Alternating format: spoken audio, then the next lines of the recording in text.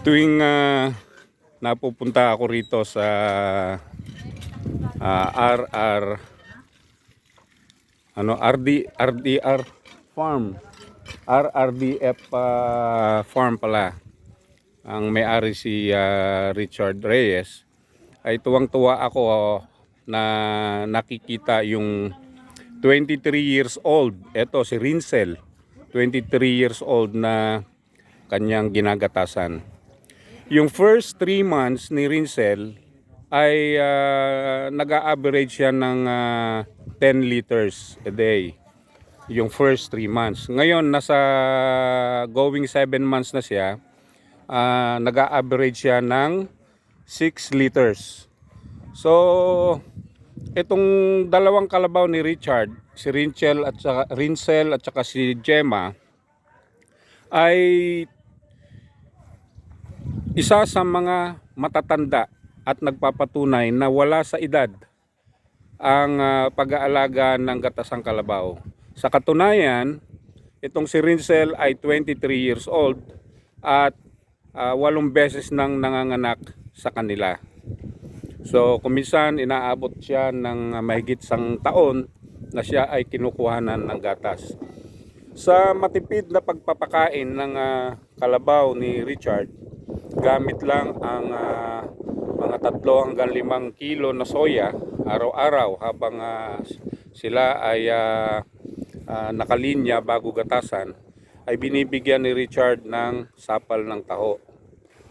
Ito yung kanyang source of protein na nananatiling masisigla at malulusog yung kanyang mga alagang gatasang kalabaw. Sa katunayan, ang calving interval ni Richard ay maiksi. Kaya halos taon-taon ay nakakapag-produce siya ng maraming bulo. Ito naman yung isa na to na akala mo siya ang pinakamatanda dahil sa haba ng sungay, ay 19 years old. Mas matanda si Rinsel ng 4 na taon. At kagaya ni Rinsel, itong si Gemma ay kasalukuyan nagpo-produce ng 6 hanggang 7 litro sa araw-araw sapagkat siya ay nasa 7 months lactation period. So ganun din, nauubos ni Gemma yung mga nilalagay ni Richard na sapal ng taho. At sa 1 hanggang 3 buwan ay nakaka-10 hanggang 12 itong si Gemma na ito.